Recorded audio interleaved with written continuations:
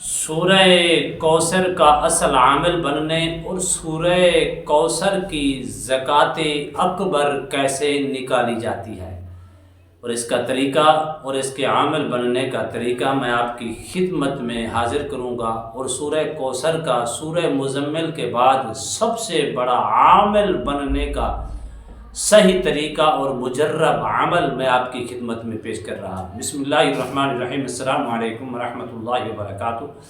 अमलियात की दुनिया चैनल में आपको खुशामदीद कहता हूँ। उम्मीद करता हूँ कि तमाम दोस्त अहबाब खैर आफियत से होंगे। दिली दुआ है अल्लाह आपको राहत वाली, अमन वाली, सलामती वाली, खुशियों वाली ज़िंदगी अता फ़रमाए।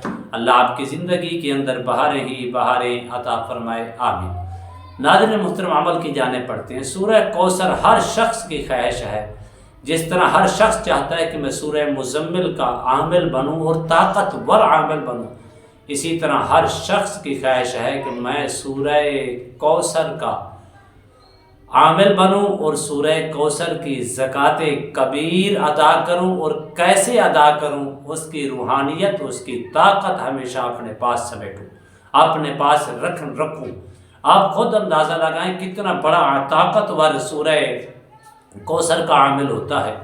सूरह कौसर का आमिल, सबसे बड़ा आमिल जो होता है वो सूरह मुज़म्मिल शरीफ का होता है। और सूरह मुज़म्मिल शरीफ के बाद सूरह कौसर जो है वो ताकतवर अमलियात के लिहाज से, आमिल होने के लिहाज से बहुत बड़ी सूरह कौसर कहलाती है।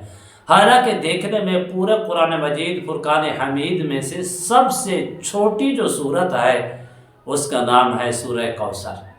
सूरह कौसर के वैसे तो बेहद फ़वाइद हैं, सूरह कौसर के वैसे तो बेहद राज हैं जो हर शख्स इस राज को नहीं जान सकता। और सूरह कौसर के अंदर रिज़्क़ का ख़जाना छुपा हुआ है। सूरह कौसर के अंदर ऐसे ऐसे राज हैं, अगर उम्मत के लोग सूरह कौसर की अहमियत को जान जाए तो सूरह कौसर का कभी दामन न छोड़े, सूरह कौसर को अपनी ज़िंदगी के अंदर हमेशा हमेशा के लिए शामिल कर लें। सूरह कौसर की इतनी ताकत है, सूरह कौसर की इतनी रूहानियत है, सूरह कौसर के अंदर इतनी रिज़्क़ छुपा हुआ है, रिज़्क़ का ख़जाना छुपा हुआ है। सूरह कौसर पढ़ने वाला और तरतीब वैज़ पढ़ने वाला, इसका ज़ाकिर, इसका ज़िक्र करने वाला, इसको बार बार पढ़ने वाला कभी रिज़्क़ की तंगी का शिकार नहीं होता। अब मैंने आपको बताना है कि आपने इसके दो चीज़ें बतानी है। पहली चीज़, आपने आमिल कैसे पढ़ना है। दूसरी चीज़, इसकी ज़कात कबीर कैसे अदा करती हैं। अगर ये दो चीज़ें आपने कर ली तो आप सबसे बड़े ताकतवर आमिल, और उसका सही तरीका आपको समझ आ जाएगा। अब आपने तवज्जो करनी है, सूरह कौसर, इन्ना अअतैनाकल कौसर फसल्लि लिरब्बिक वन्हर इन्न शानियक हुवल अबतर। तकरीबन हर शख्स पढ़ सकता है, उसके लिए कोई मुश्किल नहीं है। इसके तीन तरीके मैं आपको बताऊंगा। पहला तरीका आमिल कैसे बनना है, दूसरा तरीका तो बताऊंगा ज़कात कबीर, लेकिन इसके आमिल बनने के लिए तीन तरीके मैं आपकी खिदमत में पेश कर रहा हूँ। सबसे पहला तरीका ये है कि आप इस सूरह कौसर को दिन में किसी वक़्त भी इतनी तादाद के अंदर 70 मरतबा आप पढ़ सकते हैं। अगर आप दिन में एक मरतबा करना चाहती हैं तो कम अज़ कम इसको चिल्ला पूरा करना होगा। अगर आप इसको दिन में 2 मरतबा करना चाहती हैं, एक सुबह की नमाज के बाद कर लेती हैं, एक मगरिब की नमाज के बाद कर लेती हैं, नीयत खालिस आमिल बनने की करती हैं, तो नीयत खालिस आमिल कामिल बनने की करती हैं, तो फिर इसका तरीका ये है कि आप 21 रोज़ के अंदर इसके बड़े आमिल बन जाएंगे, आमिल कामिल बन जाएंगे। इसी तरह तीसरा तरीका इसका ये है कि अगर आप सिर्फ ईशा की नमाज के बाद बैठ जाएं, इस सूरह कौसर को एक चिल्ले तक सिर्फ और सिर्फ आपने 170 बार पढ़ना है, उसके अंदर आप बहुत बड़े आमिल बन जाएंगे। अगर इन तीनों तरीकों में कोई भी तरीका आप अपनाती हैं, उसके अंदर दूसरा काम आपको करना लाजिम होगा। वो क्या है? वो है ज़कात कबीर कैसे अदा करती है। अगर आप दोनों इकट्ठे करना चाहें आपकी मर्ज़ी, अलग अलग करना चाहें आपकी मर्ज़ी।